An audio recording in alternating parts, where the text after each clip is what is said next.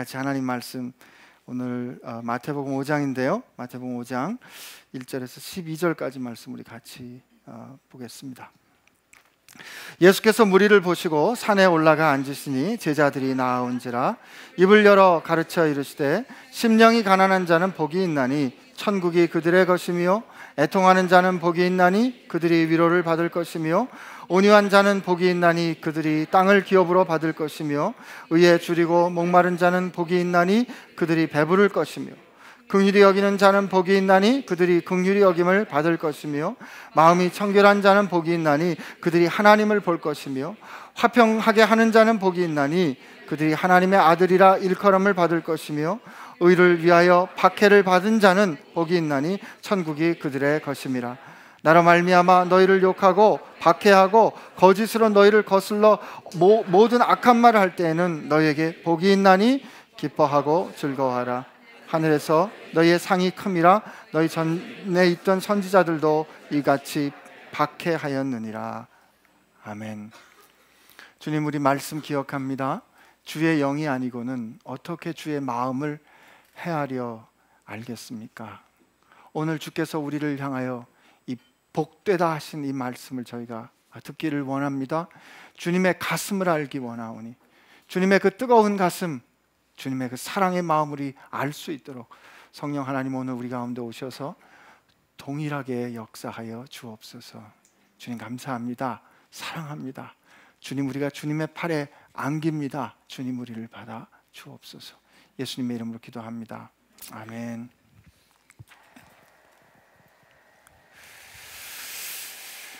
오늘 우리 예배하러 나왔습니다.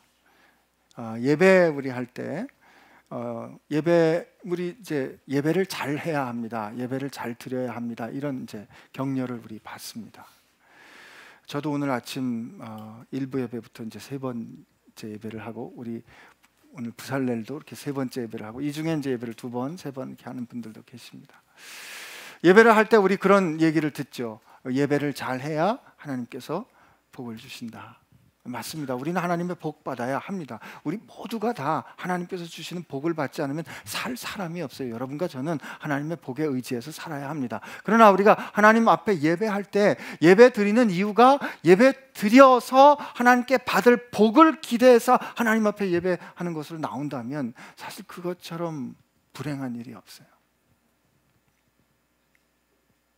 하나님을 만나는, 이 세상을 창조하신 그분과 만나서 우리가 하나님 앞에서 그분의 이름을 높이고 그분을 경배하고 그분의 말씀을 듣고 하나님 정말 그래요 라고 응답하고 교제하는 그 자체가 영광스러운 거죠.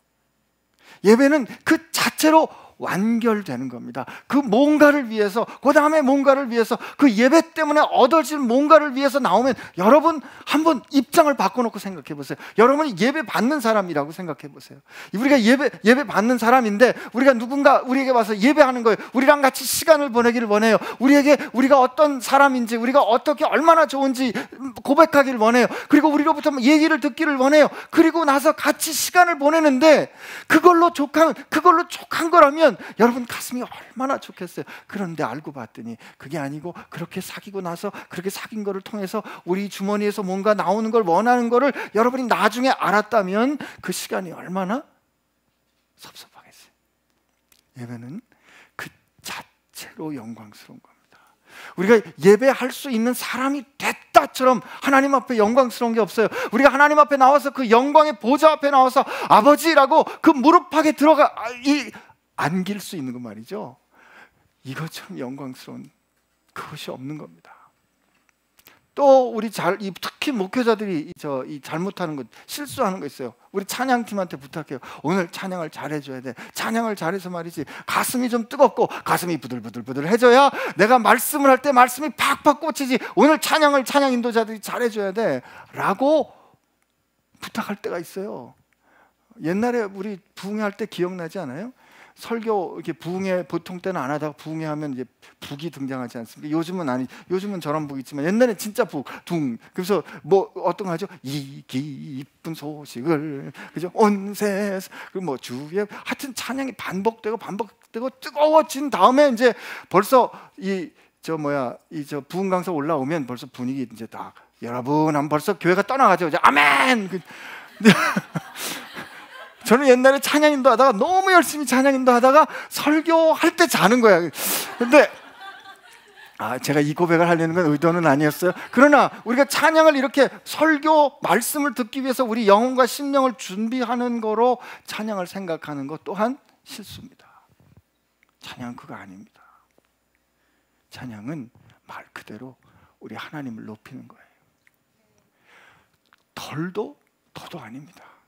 오늘 이분들이 나오셔서 여기에는 큰 기업의 CEO도 있고 여러 일들을 하고 계신 분들 계세요. 그러나 이분들이 나와서 그 잘 안 되는 걸 억지로 웃어가면서 주의 친절한 팔에 안기세요. 그걸로 끝나는 거란 말이에요. 그걸로 그렇게 고백하는 거로 우리 주님이 그래 어서 와 내가 안아줄게 하는 그 찬양도 그 자체로 완결돼야 합니다. 뭐를 위한 준비, 뜨끈뜨끈하게 마음을 부들부들하게 분위기 잡는 거 아니에요. 목회자들이 잘해야 되는 거죠. 찬양은 그 자체로 하나님 앞에, 예배도 그 자체로 하나님 앞에. 오늘 우리가 그 영광에 참여할 수 있게 된 거 얼마나 감사합니까? 그렇죠? 이게 우리가 늘 하나님 앞에 하는 거지만, 늘 하나님 앞에 익숙하게 하는 거지만 잘못 알고 있는 것들이 많아요. 오늘 특히 잘못 알고 있는 것 중에 하나가 이 말씀이에요. 팔복. 우리 이 말씀 읽을 때 돌아가신 오카노 목사님은 이렇게 고백을 하셨는데, 나는 이 말씀 설교하기가 너무 힘들어요. 난 이렇게 살기 어려우니까. 그죠? 오늘 또 이 말씀을 이렇게 읽고 나면 여러분들 중에 벌써 이 말씀에 대해서 익숙한 사람들은 오늘 또 한참 힘든 삶에 대해서 얘기를 하겠구나. 내가 앞으로 어떻게 온유해야 될까? 내가 앞으로 어떻게 의예직으로 목말라야 할까? 이런 생각을 가지고 우리가 언제나 이 말씀 볼 때마다 이 부담스러운 생각이 든단 말이죠. 그러나 여러분, 이게 지금 주님께서 우리에게 복되다 이렇게 말씀하시는 거죠. 얘들아 참 복되다. 이게 주님이 우리에게 주시는 복을 선언해 주시는 말씀이란 말이에요. 복을 선언해 주시는 말씀, 복음 아니에요. 복음. 그럼 복음을 들을 때 여러분과 제가 어때야 될까요? 내가 당신을 사랑한다 그랬을 때 당신은 어땠어요?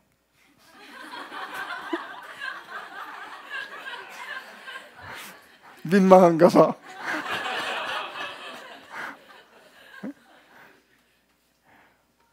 생각지 않았던 충격적인, 그러나 너무 좋은 말 들었을 때 우리 가슴이 어때야 돼요? 설레야죠. 가슴이 그냥 막 동당동당. 이게 웬일인가? 웬일인가? 왜는 이게 오늘 읽은 말씀이에요. 오늘 들어야 되는 말씀이에요. 그런데 언제부턴가 우리가 어느 때부턴가 이 말씀을 잘못 읽기 때문에 이게 부담스러운 거지. 이게 부담스러운 거지. 예를 들면 우리 늘 이렇게 배웠어요. 심령이 가난한 자는 복이 있나니 천국에 저희 것입니다. 그러면 어떻게 읽었어요? 오늘 여러분과 우리 지금 순례자의 노래를 쭉 우리 지금 하고 있는데, 지난 한 3주 정도는 하나님께서 들려주시는 노래를 들었어요. 오늘 예수님께서 들려주시는 노래를 우리 듣는 거예요. 자, 근데 우리가 그 말씀을 들을 때 이렇게 이해하는 거죠. 심령이 가난한 자는 복이 있어. 왜냐하면 천국이 그들의 것이기 때문이야. 그죠? 그러니까 우리는 어떻게 이해했어요? 여러분, 그러므로 우리는 심령이 가난해야 됩니다. 우리는 어떻게 예수님 아니면 나는 못 살아요. 내가 그동안 내가 주인 되었던 모든 것 다 내려놓고 주님 앞에 나아가는 것 천부여 의지 없어서 손들고 갑니다. 이렇게 심령이 가난할 때 우리가 주의 말씀을 듣고 반응할 수 있기 때문에, 그럴 때 천국이 우리의 것 될 수 있기 때문에, 여러분, 우리는 심령이 가난한 사람이 돼야 합니다. 심령이 가난한 사람 됩시다. 왜 아멘 안 하세요? 이렇게 읽었단 말이죠. 네. 모르겠어요. 이렇게 읽는 독법이 여전히 있어요. 여전히 많은 분들이 이렇게 또 설교도 하시고. 그러나 저는 그냥 오늘 이 말씀, 예수님께서 하신 이 8가지 팔복에서 이 3절과 10절에 있는 말씀은 천국이 저희의 것이다라는 게 이게 현재형이에요. 현재형. 이 천국이 너희의 것이야 라고 말씀을 하시는 그 현재형. 그리고 그 가운데 4절부터 7절까지는 이러이러할 것이야 라는 건 미래형이에요. 그러나 그 앞에 일어나고 있는 일들, 애통하는 사람들, 의에 줄이고 목마른 사람들, 이건 지금 현재 경험하고 있는 일이에요. 이 현재 경험하고 있는 일에 대해서 미래를 확색하시는 그런 일들이 나오는 그 앞뒤를 천국이 너희 것이야 라고 현재로 묶어주신단 말이에요. 근데 오늘 이 말씀을 들을 때 저는 그렇게 저도 읽었었어요.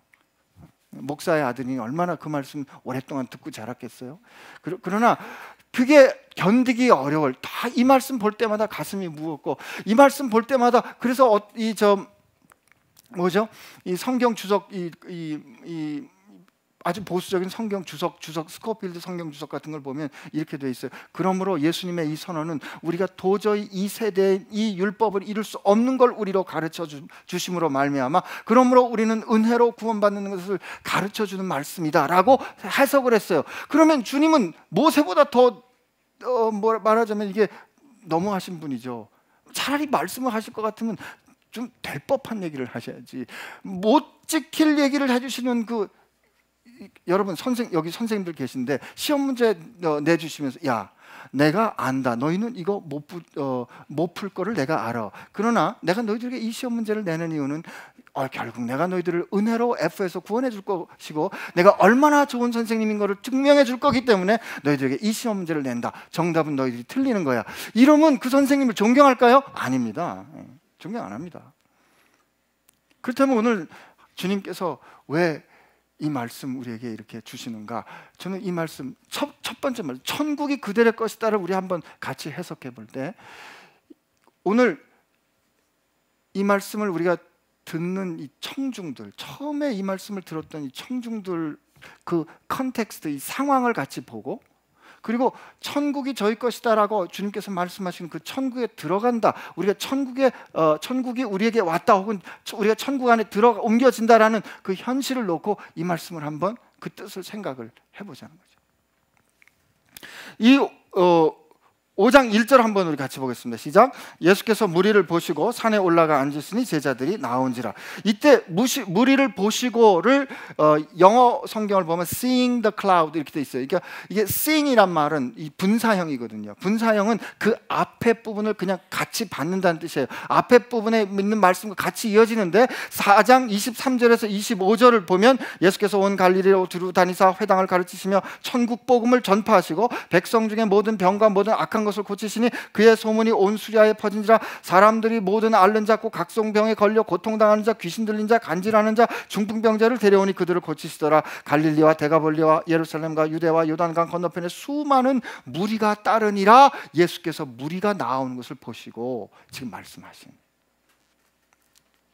그럼 이 컨텍스트를 조금 더 확장해서 하나님의 나라랑 우리 생각해 보면 마태복음 4장 17절에 보면 예수께서 이렇게 이때부터 예수께서 비로소 전파에 이르시되 회개하라 천국이 가까웠느니라 하십니다. 여러분, 하나님의 나라는 어떻게 누구 때문에 왔습니까? 자매님 크게 한번 말씀해 보시죠. 어떻게? 예수님 때문에 왔습니다. 우리 답을 모를 때는 예수님 때문에. 하나님의 나라는 예수님 때문에 왔습니다. 제가 다시 좀 바꿔 설명하면, 하나님의 나라가 이 땅에 온 것은 우리가 어떤 컨디션을 만들었기 때문이 아니고, 우리가 어떤 것을 준비했기 때문이 아니라, 하나님께서 작정하시고 하나님께서 예정하신 때 여호와의 열심에 따라 하나님의 행동으로 천국이 우리에게 다가왔어요. 회개해라 천국이 다가왔느니라는 하나님의 말씀, 예수님의 선언은 이건 전적인 하나님의 행동이에요. 아멘.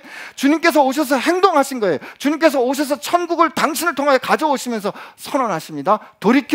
이게 무슨 뜻이에요? 하나님의 나라가 왔으니까 돌이켜. 가던 길에서 그리 가면 멸망해, 그리 가면 흑암의 나라야, 돌이켜 이리로 들어와 라고 말씀하시면서 예수님께서 오늘 그리고 그 나라의 사람들을 불러주시죠. 제자들을 부릅니다. 그 말씀이 어디에?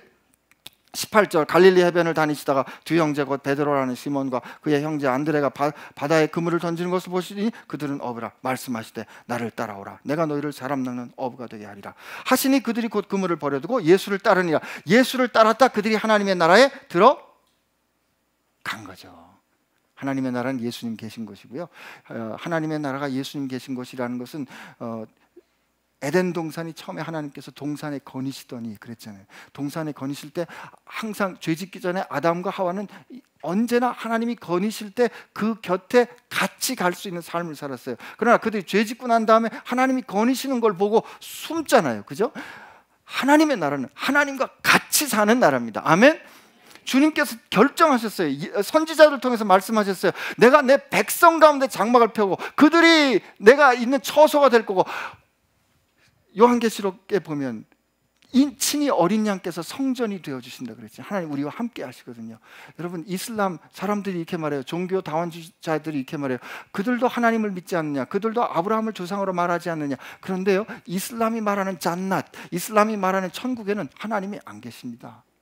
왜냐하면 알라는 너무 거룩하기 때문에 인간과 같이 상종할 수가 없어요. 그래서 그들이 가는 나라에는 그냥 남자 하나에 여자가 21인지 27인지고 뭐 포도주가 강같이 흐르고 뭐 이런 나라지 하나님이 계신 나라가 아니란 말이에요. 그러니까 하나님이라는 말, 알라라는 말을 같이 혹시 쓸 수는 있어도 그 하나님 같은 하나님이 아니죠. 하나님의 나라는 하나님이 함께 하십니다. 예수님 그 제자를 불렀어요. 같이 예수님을 따랐어요. 그런데 여기 여러분, 예수께서 시몬과 그의 형제 안드레를 보시니 그들의 심령이 가난한지라 이에 그들을 불러 이르시되 너희는 나를 따르라 이러셨나요?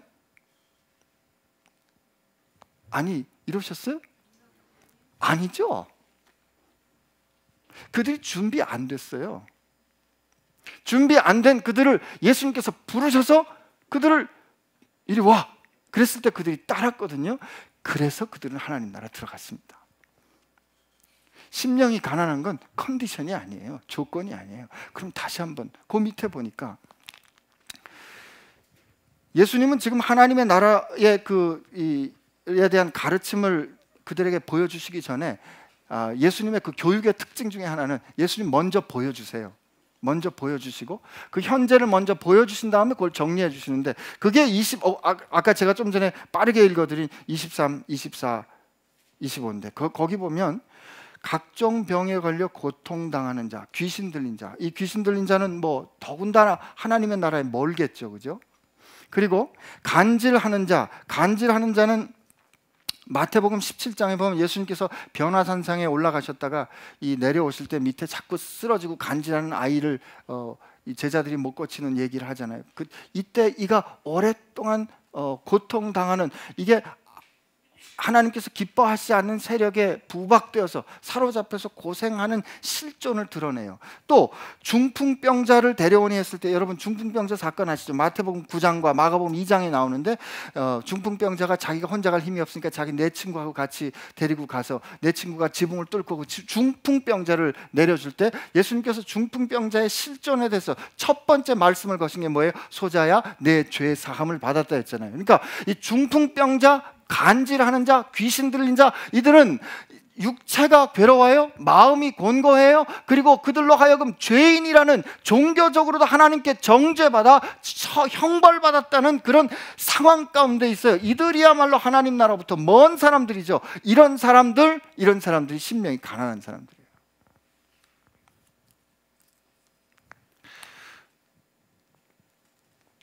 이 무리를 보시고 예수님께서 말씀하십니다.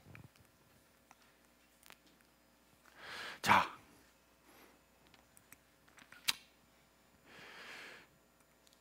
이 심령이 가난한 게 어떤 거냐면 말이죠. 저도 지금 기억나는데, 저 우즈베키스탄에서 성령 수련회 올라갔는데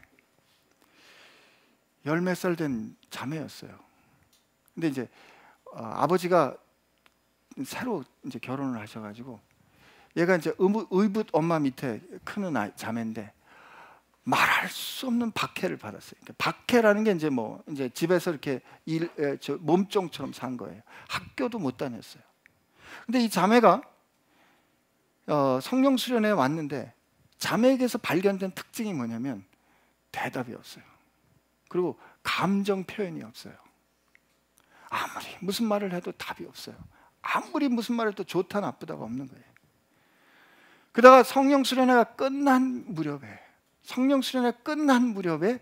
그 하나님이 당신을 얼마나 귀히 여기시고 하나님이 당신을 얼마나 사랑하시고 하나님이 당신을 향한 하나님의 뜻이 있고 얼마나 신명막측하게 우리를 지으셨는가, 그 말이 전달되는 끝에 이 자매가 울기 시작하는 거예요. 그 끝에 울기 시작했어요.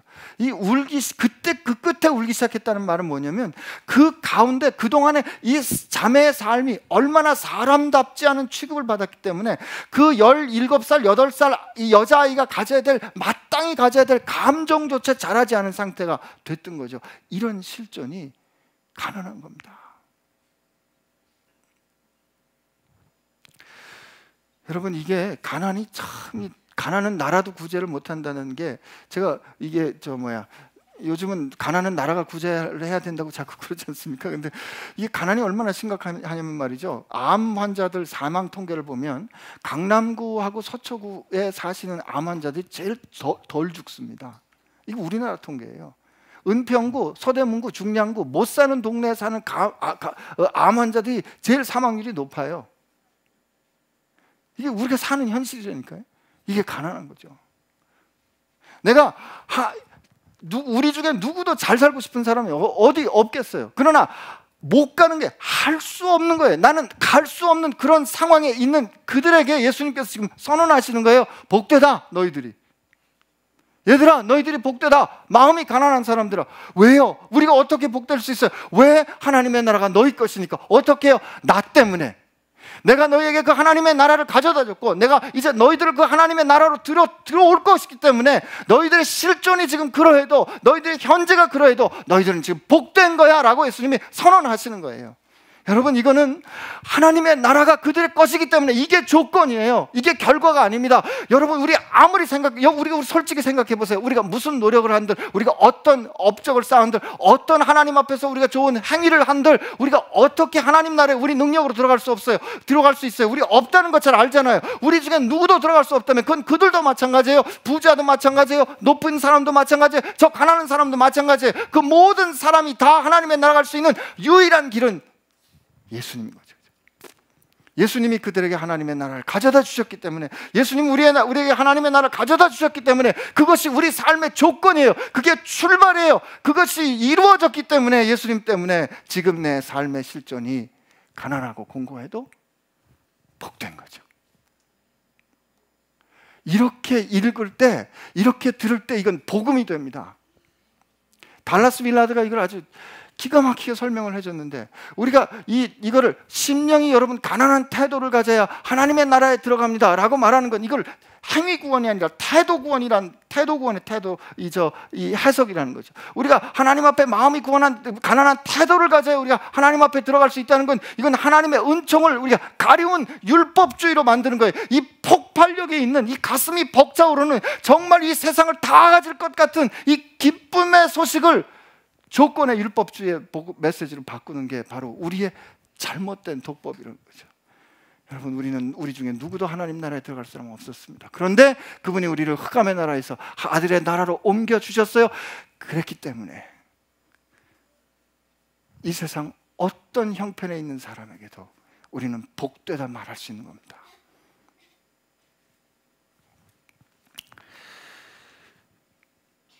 애통하는 자는 복이 있나니 그들이 위로를 받을 것이며. 이제 하나님의 나라에 이렇게 우리가 이게 현재형이에요. 현재로 들어왔기 때문에 그 다음에는 이제 우리 앞에 펼쳐지는 어떤 현실도 우리가 볼 수 있게 됩니다. 이 애통한다는 말도 이게 자꾸 조건을 읽으면 뭔가 하나님을 위해서 애통하고, 뭔가 조건을 가진 애통을 는 사람처럼 우리가 읽어지는데, 사실 성경의 이 애통이란 말은 그냥 자식을 잃었을 때 울고, 나라가 망했을 때 우는 이 억장이 무너지는 그 아픔이에요. 그 아픔이 있는 너희들 복이 있어. 이게 복이 있다는 말은 주님께서 그렇게 복되다 보신다 이 뜻이에요. 하나님 나라에 들어갈 만한 자라 보신다는 주님의 선언입니다. 왜? 너희가 위로를 받을 것이기 때문에. 이게 이사야 61장 1절에서 3절까지 주 여호와의 신이 내게 임하사 나로 가난한 자들에게 복음을 전하게 하시고 슬픔이 있는 그들을 위로하실 것이며 라는 그 말씀이 예수님을 통해서 이루어졌기 때문에, 예수님은 이 말씀을 하실 때 이미 이루셨기 때문에 그들에게 말씀하실 수 있는 거죠.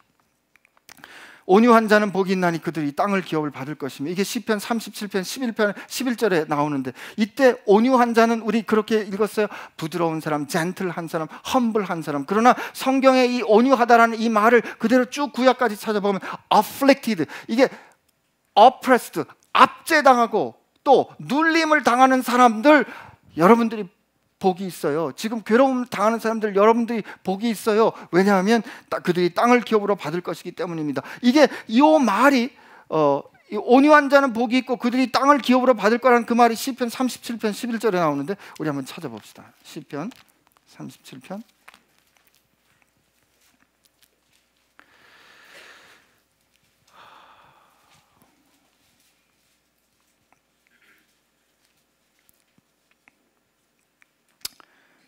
한번 읽어볼까요? 시작. 그러나 온유한 자들은 땅을 차지하며 풍성한 화평으로 즐거워하리로다. 그죠? 여기 보면 그러나 온유한 자들은, 여러분 제가 너무 이렇게 지금 막 이렇게 소리를 지르는 것 같아서 좀 부드러운 얘기를 좀 하도록 하겠습니다. 저하고 이 어저께 밥을 먹은 사람들은 이 말의 의미를 압니다. 안신기, 돈의 가치를 알자. 안신기, 돈의 가치를 알자. 여기 김영준 목사님은 좀 이렇게 픽하고 웃으셨는데, 이 사건이 뭔지를 알아요.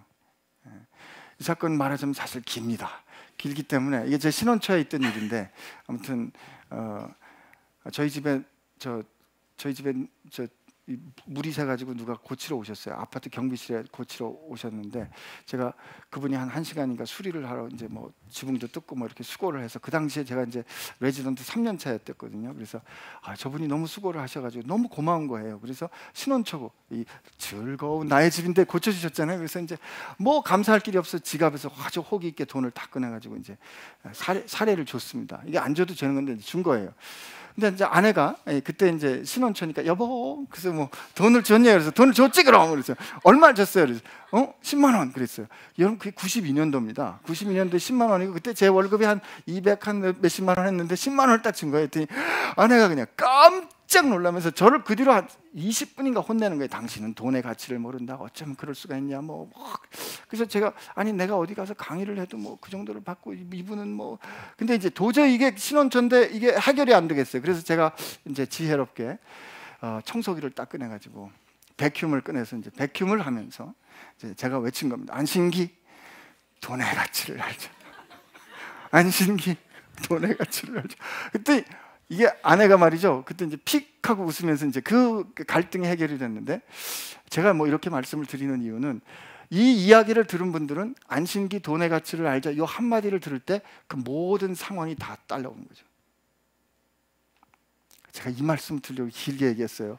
안신기, 돈의 가치를 알자 그러면 이 모든 상황에 있는 이야기 전체가 다 들어오는 거예요. 오늘 여기 시편 37편 11절에 이 온유한 자는 그들이 땅을 차지할 것입니다는 시편 37편 전체 이야기를 다 끌고 오는 거란 말이에요.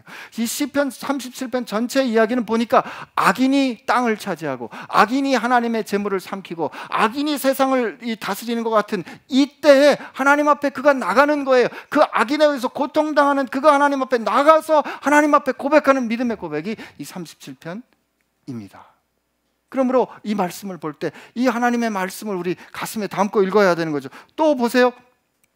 의에 줄이고 목마른 자는 복이 있나니 그들을 배부를 것이며, 이게 시편 17편에 나옵니다. 시편 17편에 17편 1절은 이렇게, 내가 여호와께 의에 대하여 묻사오니, 이렇게 말합니다. 그리고 내가 의에 줄여 내가 잠들고 나면 내가 깰 때 여호와의 형상에 배부르리다 라고 말합니다. 이때 여기 그러므로 이 시편에 있는 말씀이 여기 같이 이렇게 녹아져 있는 거죠.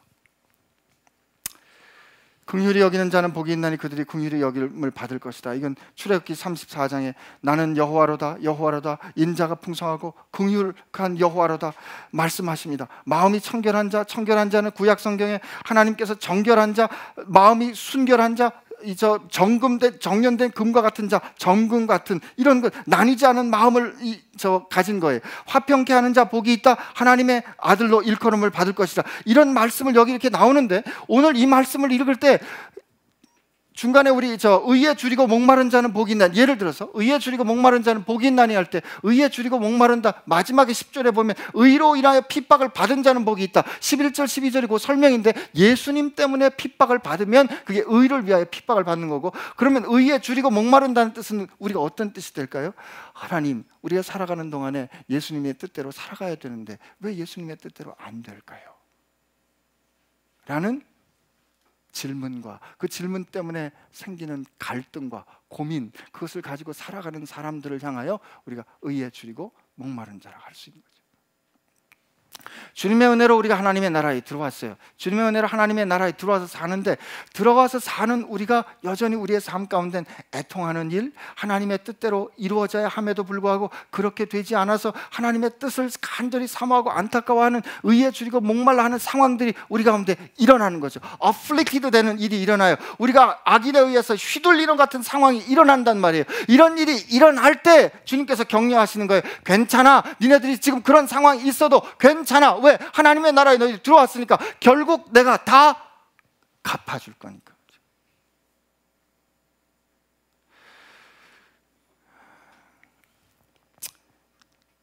자녀는 믿습니다. 자녀는 믿어요. 내가 우리 아버지가 결국은 내 등록비도 대주실 것이고 라는 거, 이 웬만한 가정은 믿습니다. 그죠? 웬만한 가정은 자녀들이 그 정도 믿음 갖고 살아요. 그러나 우리 하늘 아버지께서 우리를, 주님께서 그 나라에 들어 보내주셨기 때문에 우리가 살아가는 동안에 겪게 되는 그 어떤 일이나 형편에 있어도 주님께서 뭐라고 말씀해? 너희도 괜찮아? 너희들 하나님의 나라에 있으니까 너희들은 괜찮아. 얘들아, 너희들 지금 울고 있어? 괜찮아. 이 괜찮아, 이게 예수님께서 끌어안아주시면서, 그래, 내 안에서 너희들이 우는구나. 그래, 그게 복되다라고 말씀해 주시는 거예요. 근데 예수님께서 마지막에 이 기뻐하고 즐거워하라라고 이 명령하시는데요. 이 즐거워하라라는 이 아갈리아오라는 이 말이 히브리 말로는 이게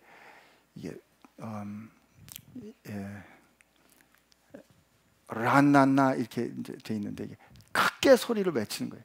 크게 소리를 외치고 하나님 앞에 찬송하면서 즐거워하고 큰 소리로 기뻐하는 게 이게 기뻐하다고. 예수님께서 제자들을 내보냈다가 그 제자들이 돌아와서 주님, 우리가 주님의 이름으로 했더니 귀신들도 우리의 순종하다 할 때 주님께서 막 이 성령으로 기뻐하시거든요. 저는 이 큰 소리를 기뻐하는 걸 언제 경험했냐면 2002년 이탈리아 월드컵 할 때였어요. 그때 여러분도 경험 있으시죠? 우리 아파트에서 그걸 봤는데, 안정환이 헤딩슛을 딱 했는데, 저는 그 아파트 창문, 큰 베란다 창이 흔들리는 거 그때 처음 알았어요. 골이 들어가는데, 우리가 한번 다 같이 함성 한번 해볼까요? 시작! 우와! 에이, 이건 아니에요. 여러분, 그 감동이 다 식었어요. 그때는 와 했는데 어쩜 그렇게 동시에 와 소리가 날 수 있어요. 우와! 하는데 아파트 전체가 떠나는, 아마 한국 전체가 떠나는, 이게 기뻐하라, 기뻐하라, 즐거워하라, 이게. 어쩌면 그럴 수가 있어요. 우리의 현실이 그렇지 않잖아요. 그렇죠? 우리가 만약에 뒤에 있는 모든 것들을 조건으로, 아니 앞에 있는 거를 이렇게 해서 뒤에 있는 걸 우리가 이루어내야 하는 어떤 일로 여긴다면 우리는 기뻐할 수가 없어요. 이건 힘든 숙제죠. 그런데 우리는 그 나라의 이 결과에 아무도 다다를 수가 없는 사람들이었는데 주님께서 우리를 거기다가 데려다 주셨거든요. 데려다 주시고 그 데려다 준 그 결과에서 오늘의 인생을 우리가 지금 살고 있단 말이에요. 오늘의 인생을 살고 있으니까 때로 울 때도 있고 때로 힘들 때도 있고 하나님의 뜻이 안 돼서 어렵고 힘들 때도 있지만, 그러나 주님께서 말씀하시니 너 기억해야 돼. 이때 기뻐해야 돼. 왜? 내가 마침내 이룰 거니까. 지난번에 우리 지난주에 고백했던 것처럼, 나는 절대 내 영광을 다른 사람에게 뺏기지 않는다. 나는 내 찬송을 우상에게 줄 수 없어. 내 영광을 다른 사람에게 빼앗길 수 없어. 그리고 너희들은 내 영광과 내 찬송을 위해서 내가 내 손으로 지은 사람들이니까, 너희들이 내 증인이니까, 그 일을 위해서 주님께서 우리를 그 나라에 옮겨 놓으셨으니까. 여러분, 이게 복음입니다. 여러분과 제게 주님께서 이 말씀을 들려주신 거예요. 이제부터 그러므로 이 말씀을 읽을 때 우리는 앞에 있는 것을 우리의 숙제로 읽을 게 아니라 격려로 읽어야 됩니다. 그리고 약속으로 읽어야 됩니다. 그래, 주님께서 이 앞에 우리에게 들려주신 그 어떤 상황이 오라 그래, 괜찮아, 나는 그 약속을 받은 사람이니까. 그리고 그 어떤 상황이 오더래, 그래 우리가 울 수도 있어. 그러나 주님께서 내게 명령하셨지, 나보고 기뻐하라고 그러셨으니까 주께서 허락하여 주신 그 하나님 나라의 현실을 가지고 내가 하나님 앞에 살아가야지 라는, 하나님 앞에서 이 복된 노래를 여러분 부르시기를 축복합니다. 오늘부터 이 말씀을 한번 암송하면 어떨까 싶어요. 하나님, 그 누구에게도 제 마음을 털어놓을 수 없이 마음이 힘들고 괴롭고 곤고하고 부끄러울 때 주님께서 말씀해 주시는 거예요. 괜찮아, 너 나와 같이 있잖아. 그때 그 은혜를 기억하면서 마음이 가난한 자는 복이 있나니 심령이 잘 것이며, 사랑하는 사람을 잃어버리고 내 뜻대로 세상이 되지 않아서 억장이 무너지는 그 애통하는 순간에 애통하는 자는 복이 있나니 저희가 위로를 받을 것이며, 그리고 우리가 주님 앞에서 주님 십자가와 부활을 통해서 주님께서 그 위로를 이루셨습니다. 주님 나로 그 위로를 경험하게 해주실 줄로 믿습니다 라고 우리가 이 말씀에 의지해서 힘을 얻을 수 있을 거라 생각합니다. 우리 하나님 앞에 같이 기도하겠습니다.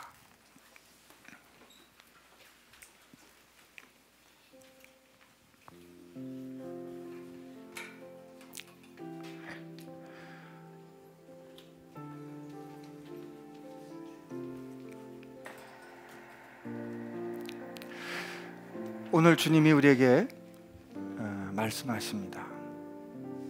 주님이 우리를 향하여 들려주신 첫 번째, 그렇게 목말라 하면서 마음의 갈증을 가지고, 아픔을 가지고, 마음의 소원을 가지고, 기도의 제목들을 가지고, 여러 가지 마음의 상태를 가지고 우리 모두가 주님 앞에 나아갔는데, 우리를 바라보시면서 주님께서 선포하시는 그 아름답고 웅장하고 그 놀라운, 절대로 실패하지 않는, 절대로 흔들리지 않은, 절대로 번복되지 않는 그 주님이 첫 번째 우리를 향하여 들려주시는 음성이 이거였어요. 복되구나, 복되구나. 참 너희들이. 오늘도 주님 앞에 나와 예배하는 우리들에게 주님이 말씀하십니다. 우리의 형편과 상황이 어떠하든지 상관없이 주님 말씀하십니다. 복되구나 너희들아. 왜요? 주님은 그렇게 하실 수 있는 분입니다. 왜? 주님은 우리 모두를 구원하시는 분이기 때문에 그렇습니다. 그러므로 그 주님 앞에 감사의 고백을 드리면 어떨까요? 나로 살게 하시는 분, 나로 이 가운데서 기쁘게 하시는 분, 주님 감사해요, 사랑해요. 나로 그 하늘의 복 누리게 해주시니 감사해요. 이렇게 주님 앞에 감사의 고백, 사랑의 고백을 드리는 기도 주님 앞에 올려드립니다. 주님 감사합니다. 내 인생을 향하여, 우리를 향하여 복되다 하신 주님의 음성 듣습니다. 주님 감사합니다. 주님 감사합니다. 주님께서 우리가 복되다 하셨어. 아버지께서 우리 복되다 하셨어. 우리 형편과 상황이 어떠할지라도, 우리 어떤 상황이 우리 가운데 있을지라도, 아버지 우리 가운데 있을지라도, 아버지 우리가 애통하는 일이 있고, 우리가 눈물이 있고, 의에 줄이고 목마른 때가 있고, 하나님 우리가 화평을 위하여 어려움을 겪어야 되는 때가 있고, 하나님 우리 가운데 정말 그렇게 한 마음으로, 오직 한 마음으로 주님 앞에 나아갈 때 주님께서 우리를 품으시고 우리를 위로하여 주시고, 우리 하나님의 아들이라 불러주시고 주님의 얼굴 보여주시고 들려주실 줄로 믿습니다.